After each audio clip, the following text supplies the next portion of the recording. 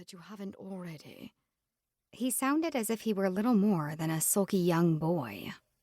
"The truth," the older voice replied coldly.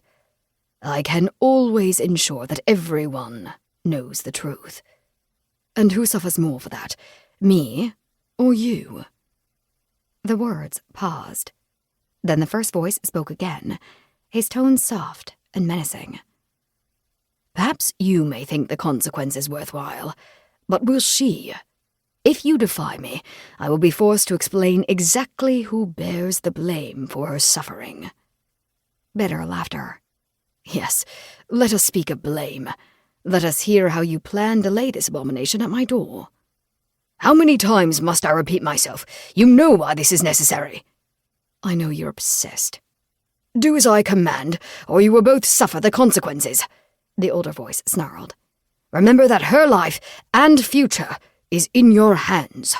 He tried to turn, tried to see who spoke, tried to cry out. He could not. He could only wait for orders. Could only follow his captor as they left the mysterious underground room and emerged into the light of day without end. That day, and the next, and the next. He could only wait, while horror and hatred gathered within him. Wait, while his hands and his gifts were turned to the service of another. Wait, while life became an endless moment of threats and terror and blood, only some of it his own. Wait, not for hope, but for vengeance. In the end, that was the only thing left to him. His life, his breath, his reason for being. He would wait, and he would have his revenge. Everyone made mistakes eventually. Chapter 1. "I won't do it."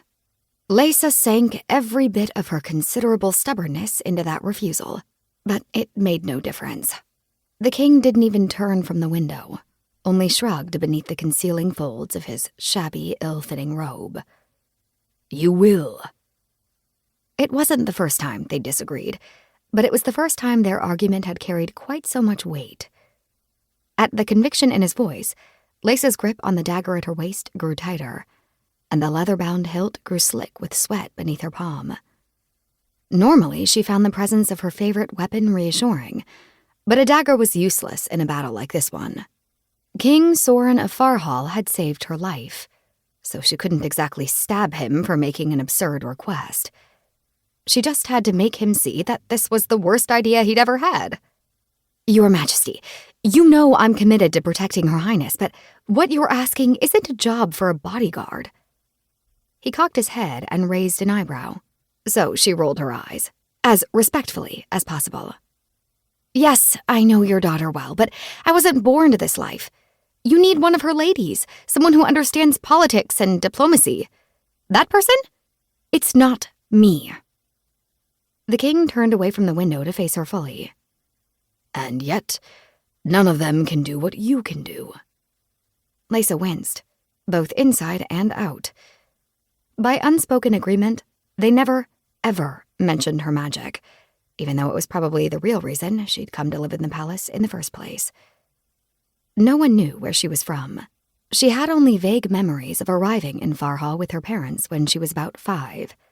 Not old enough to remember their journey, but old enough to recall the feelings of grief and terror and isolation when her parents disappeared one night, leaving her cold and alone, with only a dagger for protection.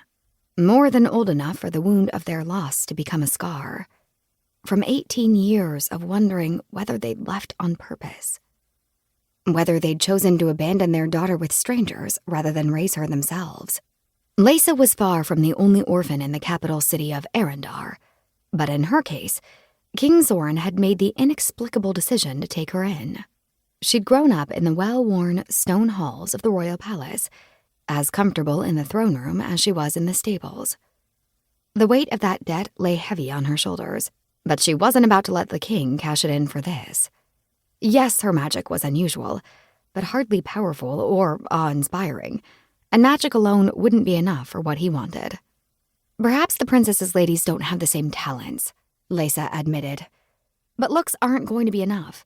Besides, no one in Garimore has ever seen Princess Everrain."